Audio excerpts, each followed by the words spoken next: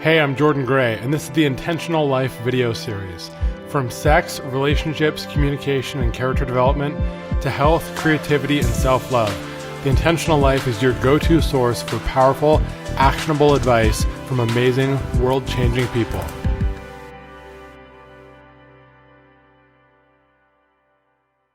Welcome to the Intentional Life, Episode 1. In today's episode, I'll be speaking with Ken Page, the best-selling author of Deeper Dating, How to Drop the Games of Seduction and Discover the Power of Intimacy. Now, you might notice off the top of the call that I start by saying, welcome back to the show. And I say this because it was actually the fourth episode that I recorded, but it was such an amazing episode that I decided to release it first because that's how excited I am about it. So, yeah, those are the rules. Ken and I will be digging into what I believe to be the single most important thing that anyone, whether they're single, dating, or married, can cognitively reframe for themselves to be more self-loving and have the best possible chance of having a stable, loving relationship in their lives. On to the episode. All right, welcome back to the Intentional Life video series. Today, I am beyond ecstatic to have Ken Page on the show. Now, I came across Ken's work about, I'd say just under around 2 years ago when I was surfing Amazon, as I do, and one of the recommended books was a book called Deeper Dating, How to Drop the Games of Seduction and Discover the Power of Intimacy. And I was like, that's a pretty good title and sounds like it has a lot of overlap in multiple phases of my life. So I picked it up. And I'm glad that I did because it changed my life in so many ways that I will dig into on this call. And, you know, I've read at least 1,000 books on sex and relationships and psychology and intimacy over the, 15 plus years that I've been studying it full time. And I can honestly say without hyperbole that this is the only book that I have ever read and immediately thought, I wish I'd written this. Like the themes, the concepts in it are so elegant and value dense and amazing that I've pushed this book on more people, more clients, and more of my readers than anything else in the last 2 years since I've discovered it. So Ken, it's so cool to have you on this call. Thanks I for feel being so here. honored by what you said. Thank you. Thank you, Jordan. My absolute pleasure. So, for my readers, followers, watchers that have not read the book from the articles that I've pitched it in, I'd love to start by digging into what I think to be one of the core concepts of the book, core gifts and gift theory. So could you give a kind of quick overview as to what gift theory is? I would love to. It's an amazing concept, and it's one that captures, I guess, both the greatest struggles and the greatest triumphs of my life and many of my clients' lives. And what it is that our deepest insecurities reveal our greatest gifts. That the thing that frightens us most is how deeply we feel and experience the world in certain ways. And we always think there's something wrong with us because of it. But it's our genius. It's our gift. And when we think there's something wrong with us because of those qualities and we suppress them, something amazing happens, which is we become sexually and romantically attracted to people who ultimately denigrate those qualities as well. And so the journey, and this is something that I discovered in years of being, as well as in my own life, which I'll talk about later, but in my years as a psychotherapist, I would see again and again that the qualities that caused my clients the most pain were the parts of them that I found the most beautiful. And it was like a spark in the night. I saw that and I thought, that doesn't make sense. But it grew and grew and grew through my years of working until now, again and again, with my clients, when we touch those places that are the most sacred, the greatest wounds surround those places. And I think it's holy, and I think it's structural and architectural. It's the way that we are built as human beings.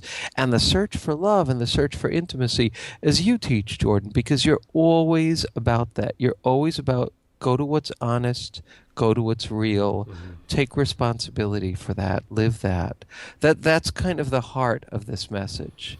And it's challenging. It's challenging, but it's holy, it's sacred, and it's the key to real love.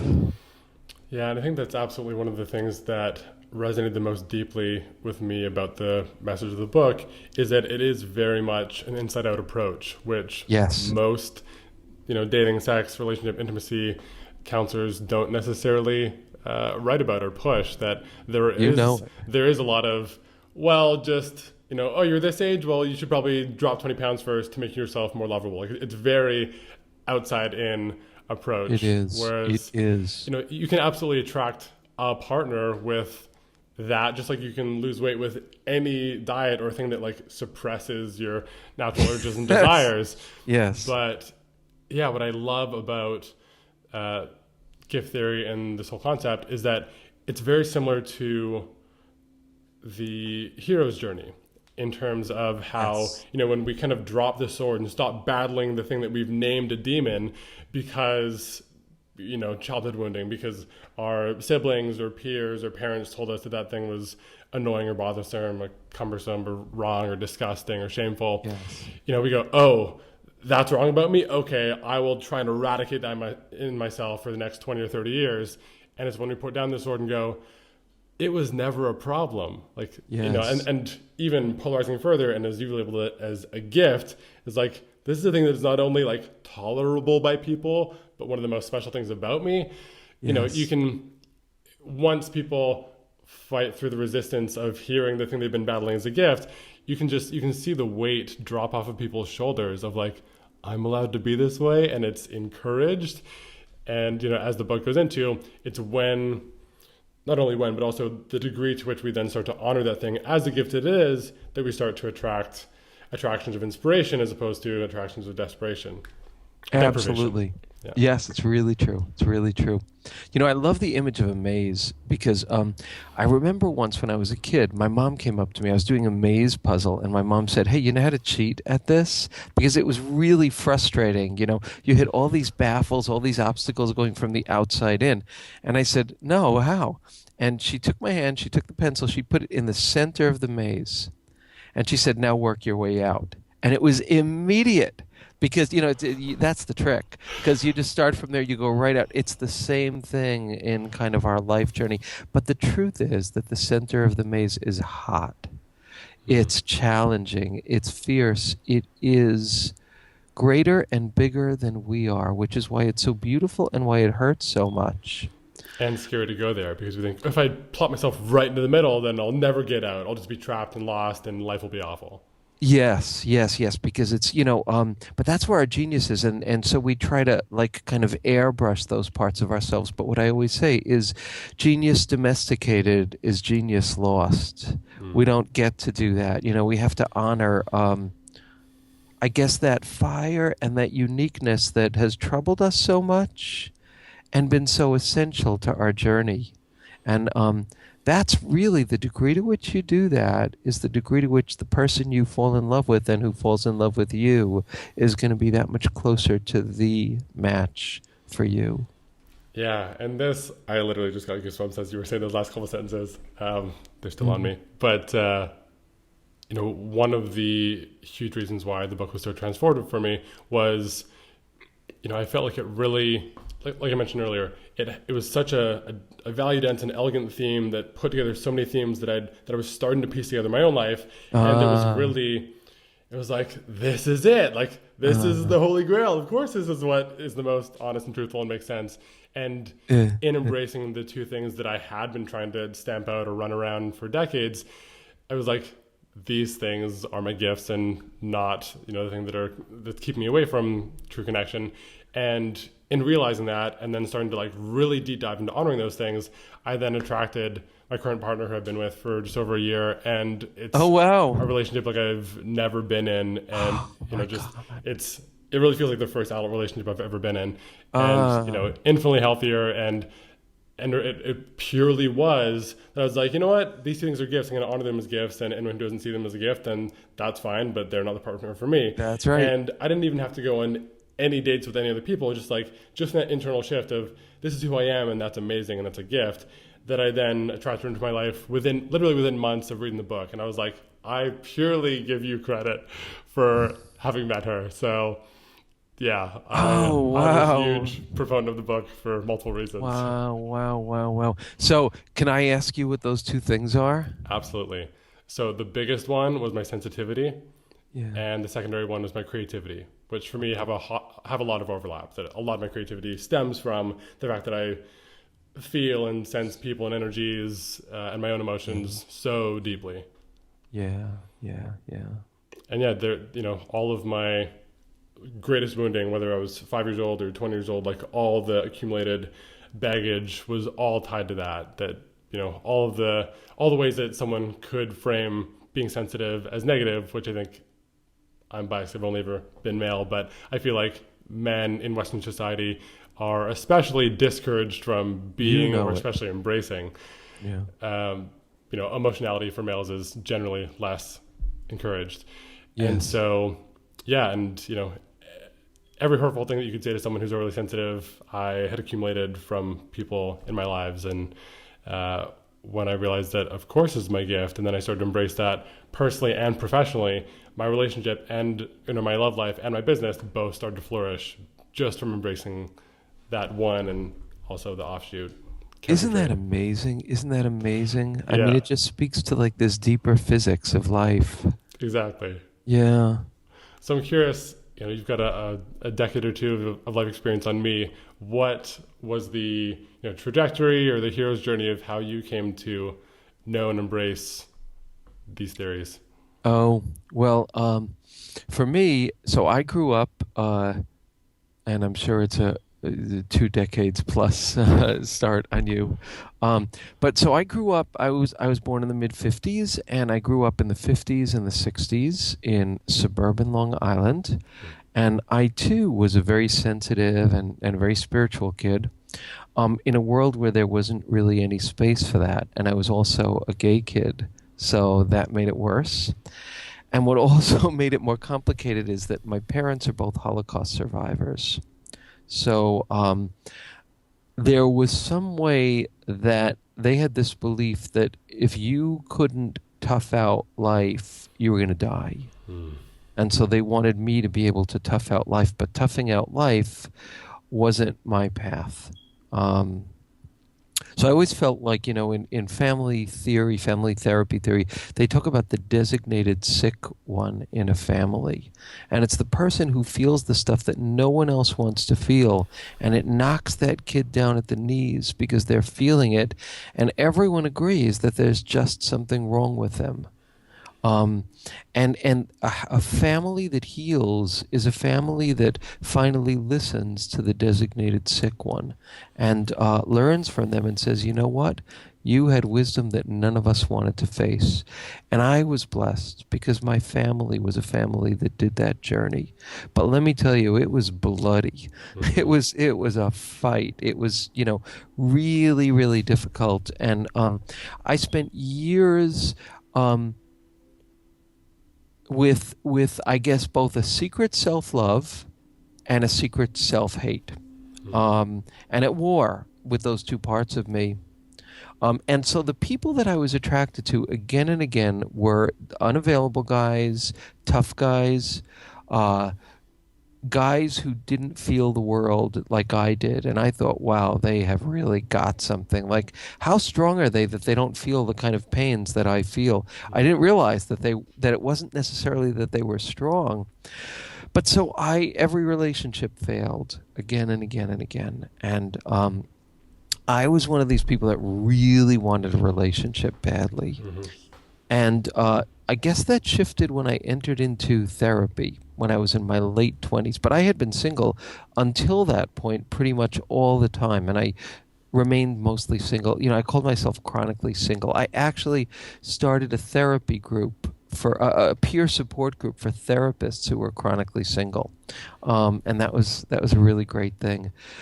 But anyway, I failed miserably in my dating life again and again. And I had this really bone deep feeling that whatever that it was that you needed to find someone who was hot and sexy and attractive and amazing and interested in you, whatever that it was, I didn't have it. I did not have it. And I believed that down to my bones, and it sucked. It was so painful. It's such a horrible thing to feel. Um, and when I went into therapy and when I started realizing that these parts of me were valuable, were treasures, I call them, shards of God, like pieces so big that they don't fit inside. So you try to get rid of them, but you can't get rid of them. And I started honoring those parts of myself. And when I did that, I guess when I started honoring my softness, my attraction to guys that were really hard began to diminish. Mm-hmm. And as I was doing this, I'm a psychotherapist, and I was leading workshops in intimacy for men and women, and I was teaching, I was lecturing, all about intimacy, and I was trying to teach what I learned as I did it, but I was so trapped in a particular physical type. I was just completely limited by a type of person I was attracted to.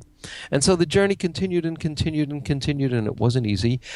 And when I was 45 years old, I took a detour because I felt love calling me in a very powerful way. And the way that it was calling me was I wanted to become a father. I knew that I wanted to become a dad. And I went on a journey and adopted my amazing son, who is now 15. I adopted him from Cambodia as an infant when I was 45. And that opened up my world. That gave me a happiness that nothing else brought me. And ended up leading me to my partner because, and this is something I really believe this, if you want to find a partner, don't just look online. Go to places where people who share your deep values are. Mm-hmm. And it's a pain in the butt because if after a work day you do not want to get dressed again and go out, it hurts. But it's so important to do. And I did that because my friends and family pushed me to go to this event for gay dads and gay parents, and I did, and met my partner. And just to kind of conclude this story, my father, as he grew, got softer and softer and softer as he healed from his wounds. And at the end, his last 6 months of life, he was bedridden. But he became my guru. This tough, tough guy had shed his anger in a way that I dream of being able to do, and shed his judgmentalness, and achieved a place of such peace and such love that I guess he became the hero that he always wanted to be to me, but never was, by becoming who he truly was. And he had a wish that we got married, and he had a wish that he would see us get married. So we were going to be getting married in June, and he was going to survive that long. That was his pledge. But he couldn't make it. And a few weeks ago, my mom called me, and she said, we need to begin the vigil because he's leaving. So I took my son out of school, and my partner came over really quickly, and his daughters came over really quickly, and a few other very dear people, and we gathered around his bed, and we happened to find a justice of the peace and some decorations and some quick rings, and we told him that we were going to get married, and he gave a huge thumbs up and then kind of collapsed. That was like his last bit of big energy, and we got married in front of him, and I got that blessing. But the greatest blessing that I got was the kind of a benediction from him that all the qualities that I always thought he hated, he ended up loving, embodying, and surpassing me in as he passed. So that's my story. Oh, yeah. There's so much beauty in that. Amazing. And I feel like single people are victims of such a cultural violence in terms of what they're taught about how to find love. I think that the work that you do and the work that I do is so important because it teaches something so different. Yeah, I've definitely seen That story is beautiful. I'm still like bowled over by it in a good way. We'll continue. I'm just like, oh, I know. man, Yeah. life. Life. Yeah. Um, I feel again that was one of the things that very much drew me to the emotional tone and content of your book was there's this kind of embedded message of shame melting and self-acceptance in Yeah. all of our bodies of work, of all the stuff that I've consumed of yours. Mm. And yeah, if what seems like the 95+% of relationship advice out there is change yourself, you're not good enough yet. Ours is question a lot of that societal message because you're pretty awesome, and maybe the journey is, I'm not saying that there's zero value in self-development or especially self-awareness. Absolutely, of course. But Or losing that 10 pounds. That's a good thing too. right, yeah, if you're somewhat overweight and you don't feel good about it, like it feels incongruent, or you're genetically more predisposed to heart disease, then yes, it can absolutely be an act of self-love to go, Yes. I'm going to start exercising because that's what feels good in my heart right now. Yes. But if it's, I don't have enough of a six pack and I need to whip myself into shape to be somewhat acceptable to any partner, then it might not be rooted in the best intention. Absolutely. I feel like I've done this and I've seen this in so many people, this feeling like I'm unemployed, I can't date. Or I'm 10, 15, 20, 30, 50 pounds overweight. I can't date until I lose the weight. And it's really, really not true. It's really not true. I would say that if you have a substance abuse problem, if you have an addiction, or if you have an untreated mental disorder that's serious, those things are things you should fix first before you start looking for a relationship. I think that's true. But those extra pounds, being unemployed, whatever, those things, there are people out there who are attracted. That's another thing, people are attracted to all different body sizes and types. We don't get taught that, but it's really true. Yeah. Yeah, we're Yeah. shown, here's the male archetype, here's the female archetype, and Yes. this is what's correct. Everyone else is very wrong until they get here. And, that's been a huge part of the kind of natural byproduct of the shame melting that's come from my relationship dynamics, even with a lot of the less congruent or less aligned partners in those years where I was self-shaming around my sensitivity, is that physically I'm very drawn to women that aren't like super traditionally skinny. Like I'm like the most actually attracted to like if their like thighs are chubby or if there's like a bit of like pudge in their stomach. Like I love it like a lot. I love to hear that. That's so great. Yep. And seeing their kind of self-resistance, they're like, oh, you can't like that. Like seeing that melt through the course of all my relationships. That has been. I think that that's somewhat unconsciously embedded itself into the way that I write is like, I really need to dig into being as honest as possible about how passionate I am about whatever the thing is that I'm melting shame about that day, because I've so consistently seen that feedback of it can really melt years of resistance off of someone's self-resistance off of someone's life. And so, yeah, that's definitely part of the impetus of me like not holding back in the degree of passion I write in my writing with, or that I do these video series with. Is like, this is absolutely healing hearts somewhere in the world, so lean into it. Someone needs this message. So great, so great. And that's kind of greatness. It's an act of personal greatness, is to say the thing that like to find the gift in the thing that you're ashamed of saying and the value in it. Yeah. So true. So I'm curious, what was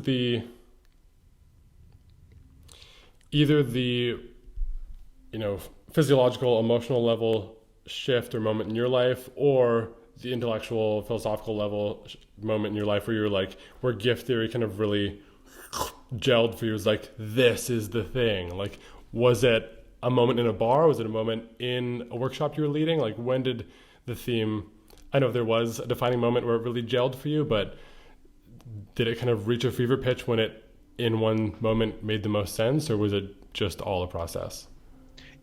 I would say it was a process. I would say it was countless sessions with clients where this glimmer, this ember would show and point this out to me. And then I would think, that's pretty cool, but I didn't really trust myself enough to say, I'm going to really follow this line of thinking and You really took repeat develop it. exposures to go, okay, like the fifth person row saying the same thing that I'm like, but that's amazing. And you like, I admire that. And you go, okay, this is a trend. This matters. Yes, yes, yes. And to this day, the exquisiteness of the truth of people touching the place where I had a client recently very recently, who came in, and it was the same thing again.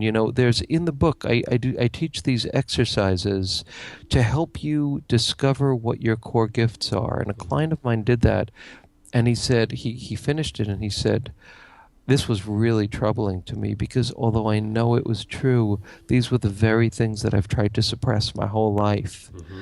And that's just so much of the work. And I guess I would love to offer for viewers and listeners an exercise that they can do to discover their own core gifts. And it's really simple. It's really simple. It's just this. It's notice the things that inspire you the most in your interactions and notice the things that hurt you the most. And just take 2 days and take a journal and write down the interactions with the world that hurt your heart, that hurt you, and give it room. And watch your tendency to tell yourself that's just me being oversensitive, and act like it's right, act like it's valid, and then write down what it is. Um, and it's like a connect the dots puzzle. When you finish with that 2 days, you will see essentially the things that matter the most to you. And when those things are crossed or violated or neglected, you hurt. Those are your soul gifts. Those are the greatest parts of you. Those are the seeds of your compassion. So that's one, is noticing what hurts, and the other is noticing what inspires you in your interactions with the world. And the thing that I want to say about that is that those moments that you have when you're inspired are more than moments, they're portals. Into your authentic self. Portals into your soul, into your greatness, into something greater than you, into this stream of love that exists in the world that's going to change you and transform you. They're portals. They're portals into whatever is holy for you.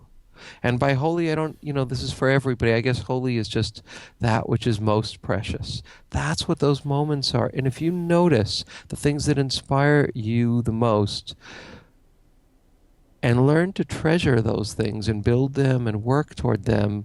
Those are the languages of our heart, what hurts us the most and what inspires us the most. But that's the stuff that we walk all over all the time, like, oh no, that can't be real, that can't be right, or I'm being oversensitive. I mean, I do that all the time, and it's a life journey to cradle those things and treasure them and use my intellect and a kind of rigor in thinking of like, all right, what does that say about me? What does that say about what I believe in and who I want to be? And why I make life difficult for the people around me because I challenge them in those ways. You Hmm. know, and I think that's a really important thing because your gifts are challenging. They're really challenging. They're often too hot for comfort.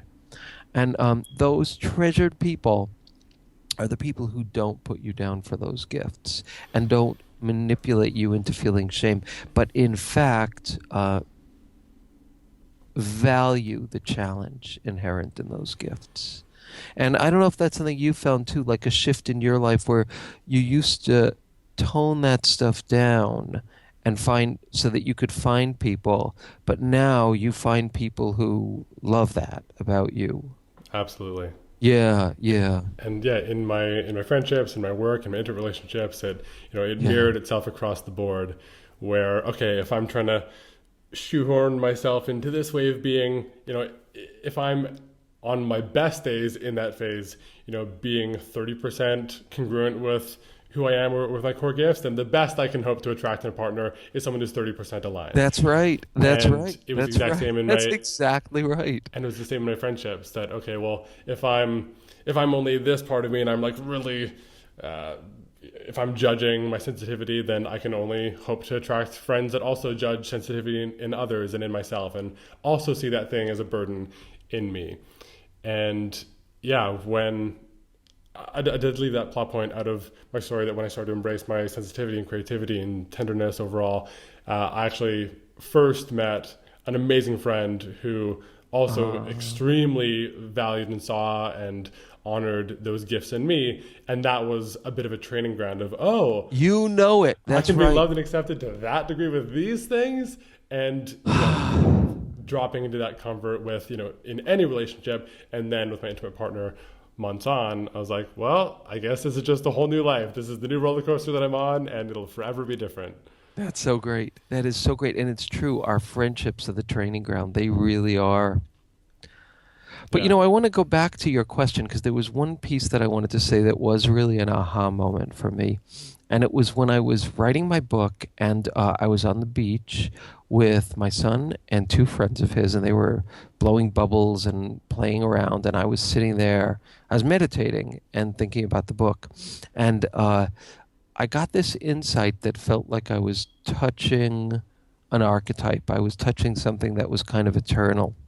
That was an amazing, amazing feeling. And what that insight was, is that our defenses, within our defenses lie our wounds. And within our wounds lie our gifts. And within our gifts lie a portal to our vast, great self, to our souls. And it's so true. It's so true because those, that at the core are those gifts. And then we get hurt around those gifts. And then we build defenses that are armor against that. And this journey of honoring is one that turns that all inside out. So I wanted to just share that because that was a moment for me that when I realized that, when that kind of became clear and became simple in that way, it was a very, very beautiful, important moment to me.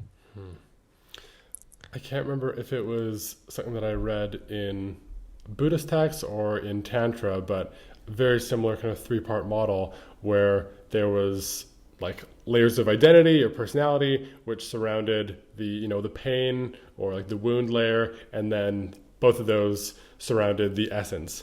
And That's it. you That's construct.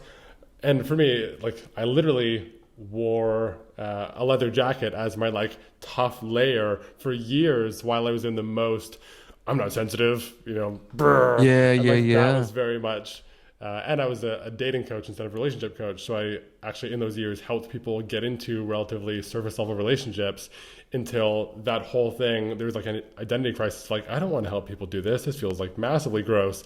And I shed that layer. I shed that job. I literally shed the leather jacket and never wore it again. Wow. And then you have to kind of go through the pain, because to go from pain to joy, or from numbness to joy, you have to go through pain and then start to feel better later on. Yeah. And that's when you start to build that relationship to your essence. And even, I don't know if this is your experience, but in my personal experience, the experience of many of my clients, there's a bit of a lag where we can choose, okay, I'm going to honor this thing as the core gift that it is. And I feel like for me and a lot of my clients, there was a bit of a courting process. I couldn't just say, Yes. hey, sensitivity, I love you. And it was like, okay, I forgive you for everything. Like there was a bit of That's great. That's a great. courting phase where Yeah. it's like, okay, well, you've, really encouraged the kind of shame-based stories for decades. Can I trust that you're actually honoring this? And like, there was a process of months of it saying, okay, well, how about this? And like the whispers turn into voices, and like it got louder as I said, yes, I'm willing to listen to you and honor you now, and just change that relationship over time.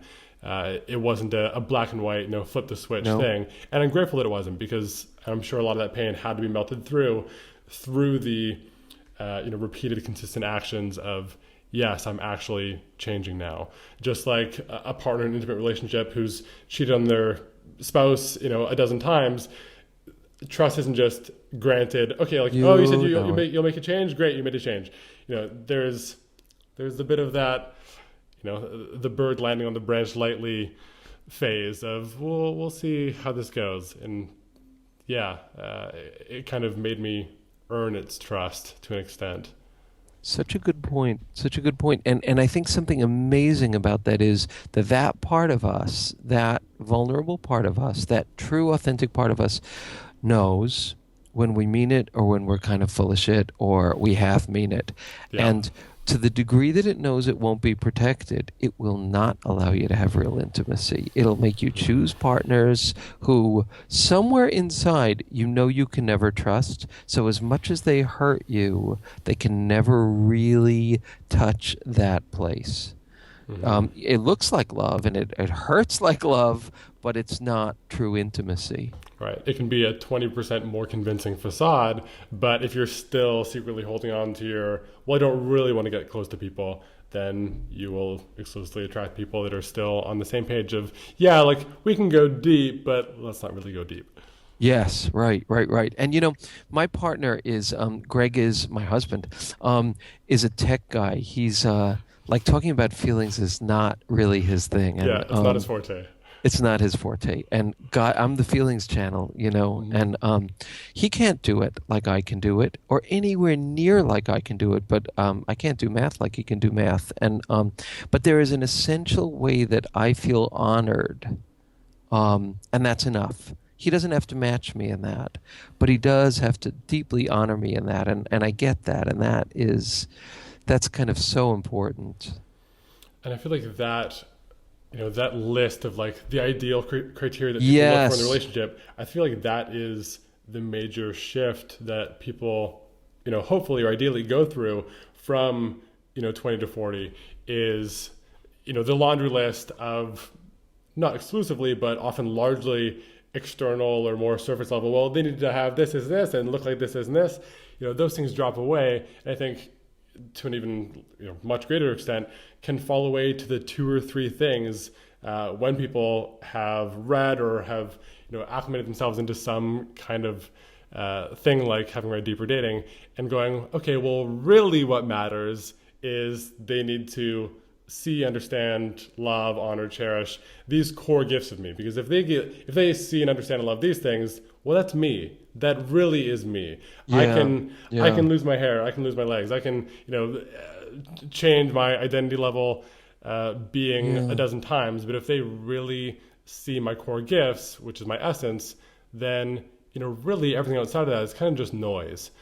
And I've seen so many people uh, meet partners, having read the book or done coaching with me, and with a lot of overlap in those two theories, Yes. and them saying, "I met this person, but like they're not my usual type," and I'm like, "Do you mean externally?" And they're like, "Yeah." I'm like, "Well, guess what? It doesn't matter. Hooray!" Like because the core gifts are so met and matched and understood in a mutual reciprocal way, they're allowed to then it's a choice, not necessarily automatic, but they're then allowed to go, okay, well, you know what? Maybe 90% of the list that I wrote years ago was really predicated on something that didn't matter.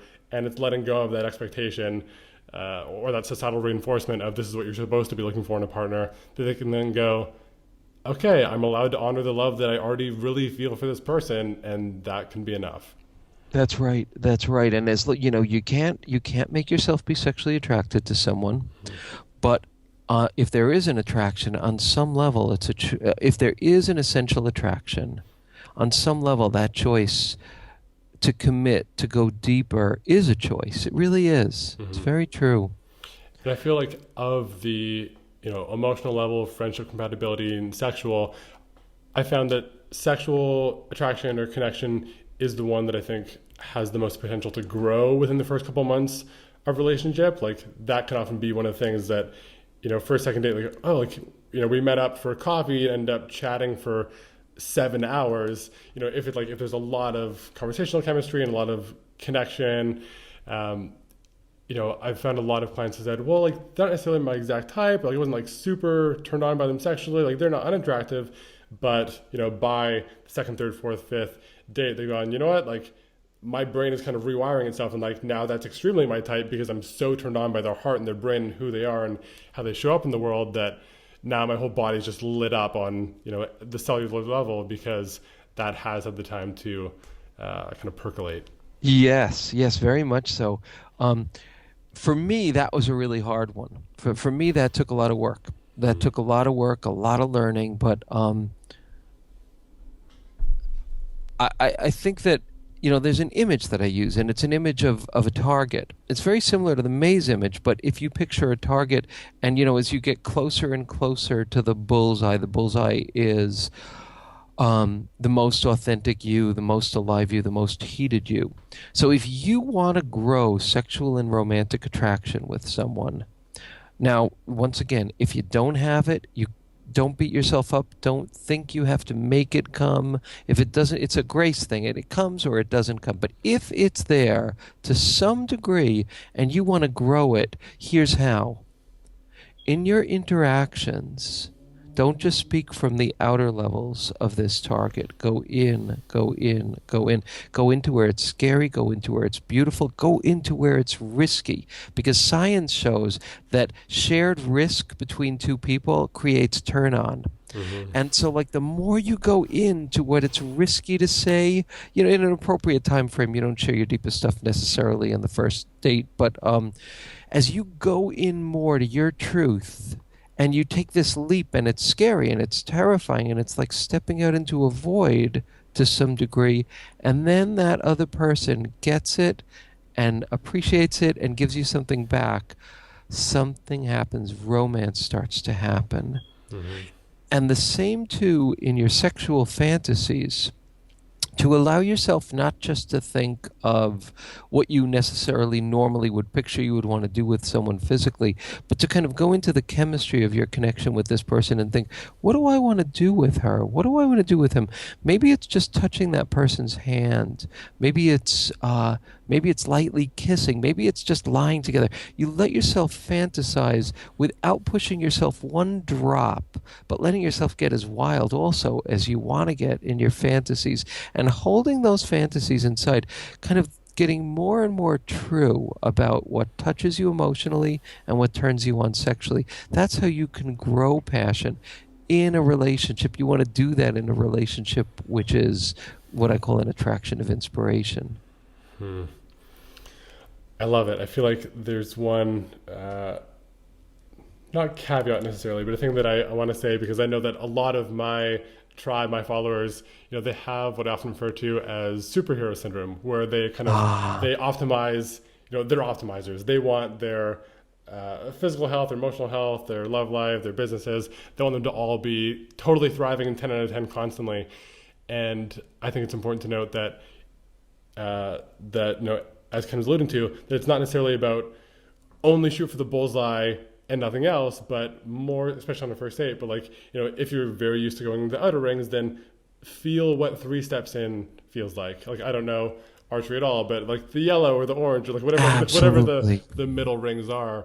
Yes, yes, thank you. And Totally true. and I Totally true. And you can't get into that. Well, I mean, I guess you can, but it would be inappropriate. You're right. It's like yeah. kind of sidling in a little bit and then just seeing what that's like. Yeah, and very similar to how when uh, when a chef goes to smell the soup he's making, he puts his nose near the soup to smell it. He doesn't dunk his head straight in it. It's like you don't have to like Yes. go for the jugular like right away. Yes, thank you. But there was Absolutely. absolutely something that happened with me and my partner Amy on our first date. Is I very knowingly, and maybe it was benign because I already felt such a easy obvious connection between us, but I made sure to ask certain questions that weren't necessarily bullseye going right for the red, but things that if I had read her or a connection wrong would absolutely repel her on some level. Like I asked, how important is your sense of self-development to you?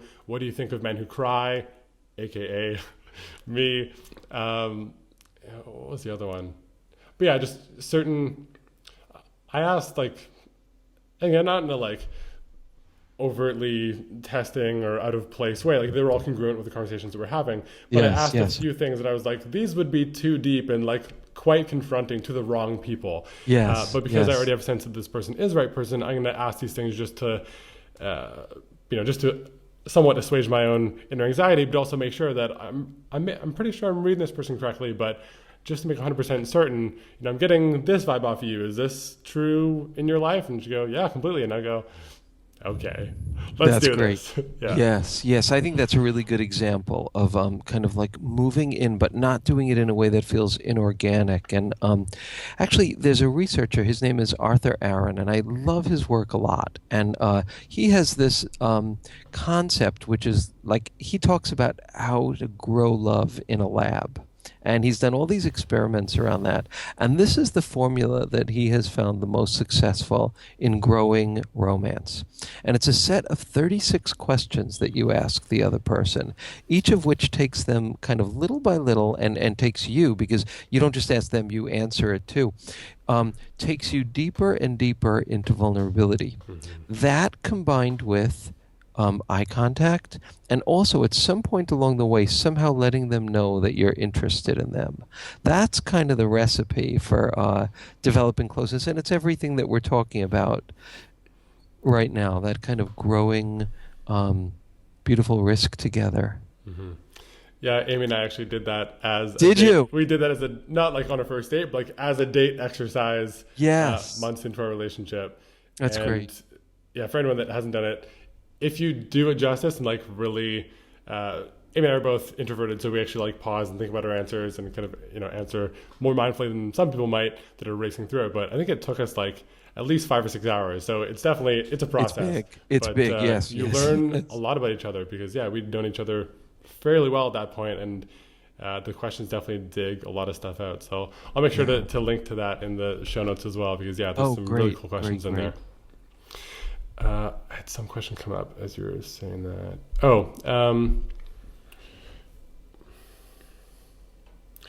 Are there common or consistent objections that come up when you first start offering someone, hey, this thing you've been resisting for 20 years, maybe it's a gift.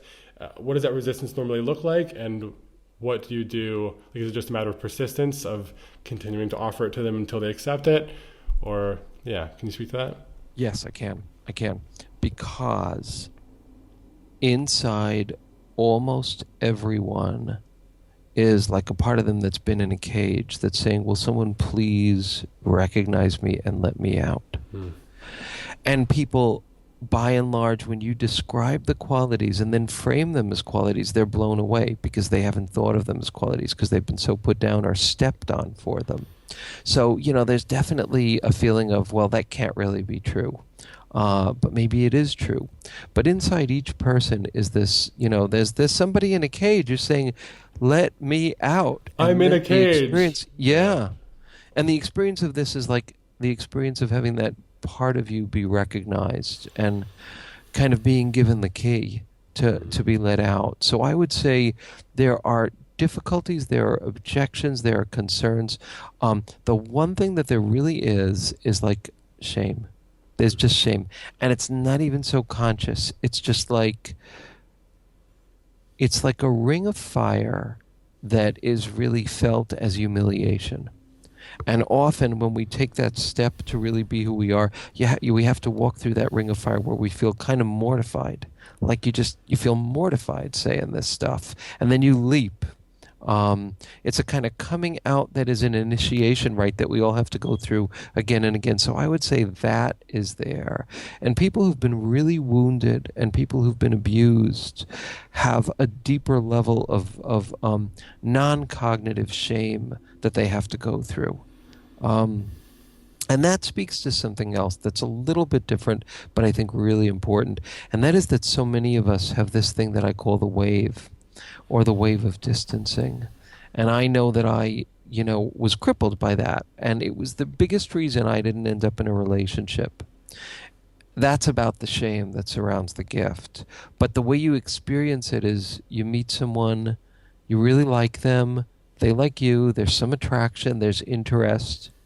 And then when you find out this person is decent and available and consistent, they become like the most boring thing in the world. Right. Or their laugh starts annoying you so much you can't be in the same room with them. Or you want to go back to or you think, I know I could get someone hotter and sexier and more attractive, or all of those different things. And it's a hypnosis. And it's a hypnosis that comes out of terror. I think. Oh my God, this person can really see me.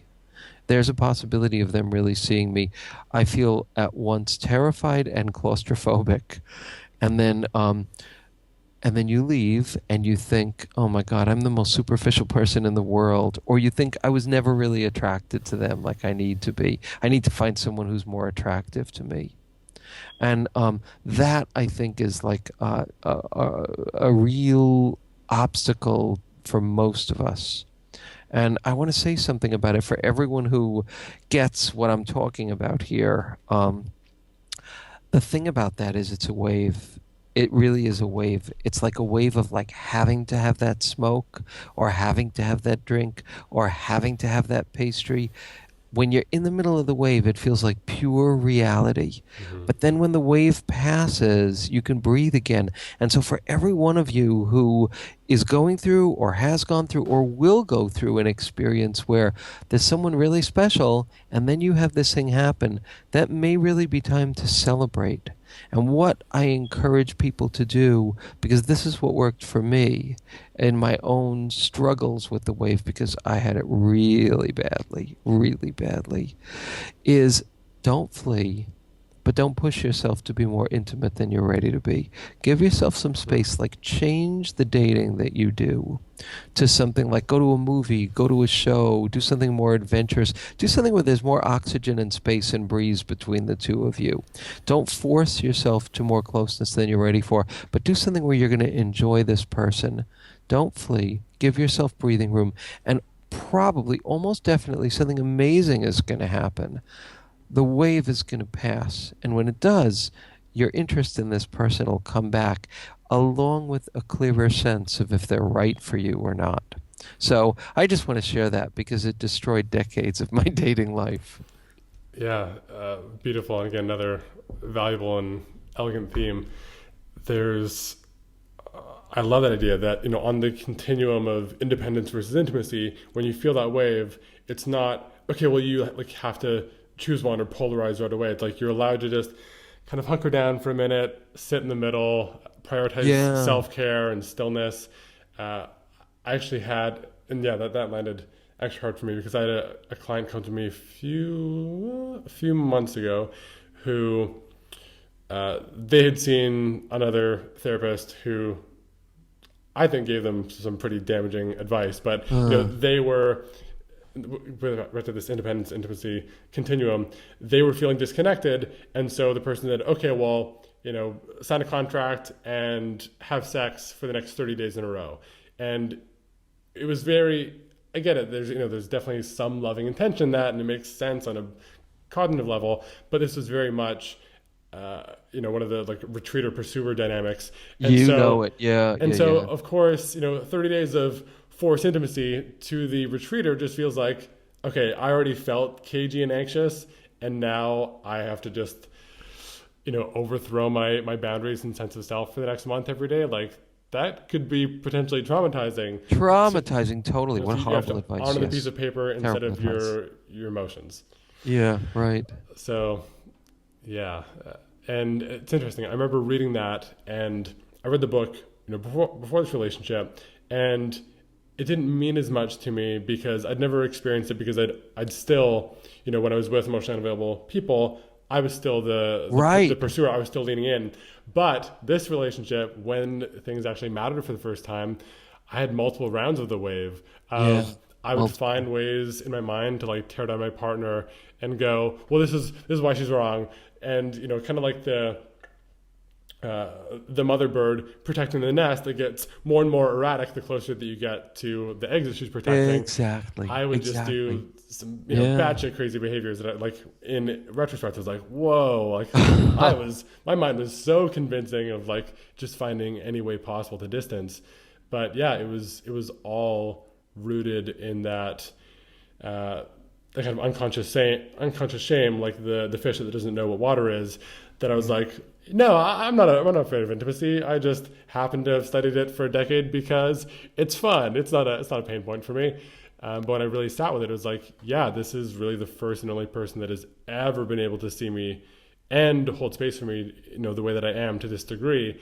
And How there were amazing. multiple rounds of me having to kind of talk myself off the ledge of like, you're allowed to be Yes. loved by someone as you are. I know you've done a lot of great self work, but being seen by someone else is, you can get to your own ceiling of like 60% mastery, but it has to come from the relational mirrors in your life, whether it's friendship, intimate, otherwise. Yep. Yep. And yeah, it was a whole new death and rebirth internally of I'm allowed to let someone love me as I am.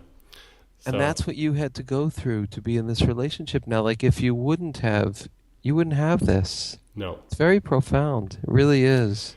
yeah, so yeah, Yeah. and actually I revisited deeper dating at least once or twice through our relationship. And I remember Yeah. reading that, and as with most books that you care enough about to revisit, there are certain sections or sentences or phrases that you're like, did I hear that at all the first time? Because this is really hitting me now. And Oh, yeah, the wind was good. definitely one of those. I'm glad that you brought it up. That's great. Yeah. Yeah. Oh, I feel like we could like do another hour, but I do like to keep these generally around or under an hour. Is there any other major points you want to touch on? Make sure that we touch on before we wrapped up here. Let's see. Let me think. Yeah, I want to talk about gender and I want to talk about sex just briefly. I And love here's the both. thing. Yes. Well, here's the thing I want to say about sex is that just like music, it doesn't all have to be climax. And we're not taught about the value of space and quietness in sex. And what do we learn it from? We learn it from writing, and we learn it from porn, and we learn it from Movies. movies. Yeah, and those things don't allow for the ebbs in sexual energy, and in those ebbs where you're in bed with someone and maybe you don't want to continue having intense sex. You just want to like do something else. You want to laugh. You want to just hold hands. You want to just Put your hold face each on their other. chest and just cuddle for a minute. Yeah. Yeah, yeah. That, this fear comes up of I'm not going to be sexually successful. I'm not going to please this other person. I'm going to look like a wimp. Or it's going to look like I'm not excited enough.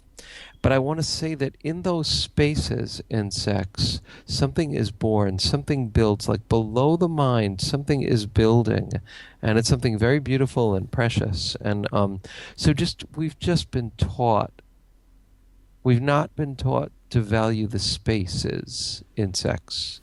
So that's one thought I just want to share briefly. I'll touch on that with, yeah, it's very much this, performance versus experience mindset. And Yeah, yeah, there yeah. was a year of my online presence. I was writing a bunch that I worked with a lot of men on sexual dysfunction just because I was writing a lot about it and also having lived with it for a couple of years before writing about it. That I really enjoyed your pieces on that. Thank Yeah, you. yeah, That was, easily one of the top five biggest concerns that my male clients would bring to me was sometimes during intercourse, I can start to feel myself not necessarily losing my erection, but if I go from what I would consider like 100% hardness to 70%, I notice it and I get in my head and I go, oh man, I'm about to lose it. And then it goes limp and I feel like I'm failing my partner, whether they've been dating for a month or married for, decades. There's still this like, oh, this is me messing up right now. And she's yeah, pissed or, they're pissed. And there's very much, most of the work in that was not be going, okay, well, let's get you on a strict regime of penis strengthening exercises because, yeah, that's a huge problem. But rather, well, how do we mentally reframe this as being a non-issue? And when you notice it going down to 70%, instead of the inner dialogue going, this is me messing up, why not have a sense of humor about it and go, oh, look, there's that thing that happens to every male ever. And if you still need to bring more levity to it, and hopefully you're with a kind, non-shaming, loving partner, which if you're having sex with them is generally good advice to try and aim for that. Then name it out loud. Say, oh, like I'm like losing right now, nothing to do with you. I'm just maybe I got in my head, or maybe it needs no reason. Let's just cuddle, or ask for whatever your need is in that moment when you're yep. honoring yourself. Hmm. Hmm. Hmm. So yeah, and that again, that performance versus seeing sex as, instead of it's about doing and having things be a certain way, sex is about feeling, sex is about connecting. And generally, if you get in your head and anxious about your performance starting to suffer, often your sexual partner in that moment only suffers, to any extent, because they can feel you feeling down on yourself and like, oh, like, I'm not sad that you lost your erection. I just like don't want to see you down on yourself. Like, you want to hug? Let's hug. Like, I don't need to Yes. have you like be, stallion man porn star performance, because even those porn scenes are shot over multiple days, and that isn't 1 hour long erection. Like, that's, porn is just as, if not more fake as any Hollywood film. Exactly. Yeah. Exactly. Yeah. And this is something I found. I found people would come to me and say, I was attracted to someone, I really liked that person, and I was able to have a really good erection. And then I started falling in love and I lost my erection. And they don't know why. But that's another thing that happens, is that sometimes when we lose our erection in sex, it's because we're touching a deeper place, and our erotic self is not linked to our heart yet. That connection hasn't been made. And that loss of erection, something is growing inside that will come back if you allow it. That's just kind of part of the journey. So It's a wave on the it's a sexual wave. level, It's a wave on the sexual level. That's right. as That's right. your mind and heart are kind of building a bridge to each other. That's wonderfully said. That's great. Yeah, yeah, exactly. Exactly. Yeah. The other thing I wanted to share was just something around gender, and that is that I have heard so many strong women say, I really have to be careful in my dates that I don't talk about work too much and that I am not too strong, because if I am, I'm not going to attract an alpha man, because alpha men don't like it when a woman is too strong. And I just, to me, I feel so terrible when I hear that stuff. Mm. And what I say to those women is, no, no, no, no, no. Both the man and the women need to leave their work self behind. Unless, if you're feeling passionate about something, you talk about it. But it's about letting go of the defended self. And it's the man's job equally to the woman's job, A. And B, you want a man who's going to love your power and your empowerment and your success. And it breaks my heart to see so many teachers teach women that, because it's an old message. It's an old message that doesn't fit now. So powerful women, look for a guy who loves that. Exactly. Sensitive men, look for a woman who loves that, because the world is changing. Yeah, to me that's, it's a 1-to-1 exact ratio, as men don't show that you're emotional on a first date, because then you won't, then That's right. you'll polarize in the wrong direction, and you'll get an overbearing nag of a partner. It's like, what? Like, in what world has that ever been true? And and all these things, they all still come back to suppression of core gifts. Whether it's, oh, if you're a That's little bit overweight, well, then get out the duct tape and tape it down. Like, that's the equivalent across the physical, emotional, sexual level. Um, and sure, like, certain things might have contextual reason. Like, maybe you're a very sexual person, you don't want to suppress that entirely, but that doesn't necessarily mean that on the first date you get on the table and say "fuck me." Like, there is an appropriate time for different things to start to emerge to greater depths. But yeah, like I said, I have a lot of entrepreneurial and self-employed clients, and male and female, and that's something that I've heard so consistently is like, oh well, like, do I have to, like, should I not mention how well my yeah. business is doing because that might Yes. like feel emasculating? And I'm like, first of all, no, there's so much that's completely backwards with that. And I think that, again, whether it's a core gift thing or just something that really is strong or powerful or that matters within you, the least you can suppress and encourage all of it, the better. And if this works the same way with standards and boundaries and core gifts. If you are very a thing, if you say like, I know I want kids, and you're vocal about that up front, or if you say, I'm this way, or I have this business, and it scares that person away, then it did its job, and it's That's right. supposed to scare that person away. That's right. That's And right. there's no within some reason. There's no amount of sensitive or creative that I could be on a first date or 100th date that would make the right person go, oh yeah, you're right, that's too much. Like if you fully embody whatever that thing is, then like tuning to your own radio frequency when you're the most clear, then the people that like that music can go, yeah, I really like that, what you're putting out there. And that's totally fine. Like I know that when I put a picture of myself crying in one of my articles, I know that there's probably some percentage of people that would see that and go, oh, that's like really messed up, and like guys shouldn't be doing that. And that's fine. I'm not looking to attract emotionally constipated people towards my work. And I'm not judging them. I absolutely was there at some point, but whoever you're on date with, whoever in that moment is ready for the kind of person that you are, then great. That's the right timing and that's the right person. So That's right. And you're going to save so much time. But it is a path of bravery. It is. It is. totally. I think that, it's in certain channels, especially in the business world, there's this idea that, being yourself or just be yourself is like the most easy and obvious and natural path ever, when really it's the most treacherous, challenging path available to us. Is like, oh, I really have to like step into my actual authentic self, or like, how about I'll just walk up to this like 60% line and we'll call that enough, and we'll call it a day. But yeah, really stepping into and owning your authentic power. It's one of the most challenging things that people can choose from the get-go and continue to choose for decades. It's like, I will never belittle that when someone's like, oh, like I did this self-employed thing and it was like really what I wanted to do, but 2 weeks in it got scary. And it's like, yeah, it'll probably stay scary. Yeah. Like my finger literally still shakes over the publish button when I'm about to put out certain articles. I'm like, oh, this really has a lot of me in it.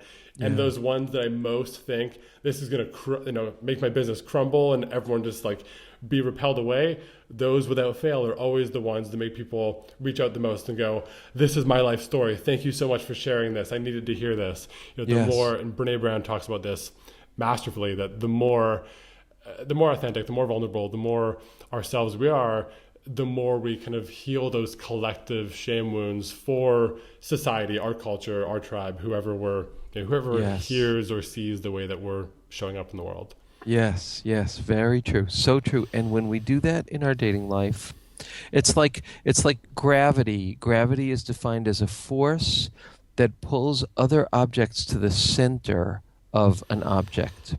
And what creates gravity is mass. The more gravity. The more that we're ourselves, the more that we create that kind of gravity of pulling the things that are right for us to the center of us. So yes, and I so much appreciate that about your work, and I think it's a way that our work is so deeply similar. That challenge, that exciting challenge. Definitely. I'm like giddy right now. I'm like, there's so much joy in my throat when you're talking about the mass and the guard thing. I was like, whoa, that makes total sense.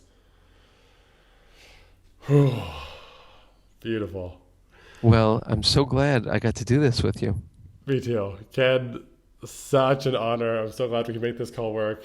I'm going to link to your website and the book and everything in the show notes. Is there anything you want to say before you hop off the call? Any domain name or final thoughts or? No, I would say that I guess one would be that if you went to deeperdating.com, you could learn more about all of my work, and I encourage and invite everyone to join my mailing list so that you can hear about the work that I do and get the articles I write, and learn more about possibilities of working with me in groups, in classes, privately, all those different ways. Beautiful. Yeah, and just to further reiterate, I really I'm fairly vocal about this. I don't have a problem saying it on this call, that there are very few people whose work I so consistently resonate with. You're easily in the top 3 people that I pitch the most to my regional clients. So anyone who's watching this, I strongly recommend checking out at least the book and going deeper into the whole deeper dating funnel into Ken's work, because there's some brilliant, beautiful stuff in there that is absolutely healing hearts the world over. So Ken, thank you so much. Thank you, Jordan. This was great. I know we'll be working together again. Definitely. Thank you.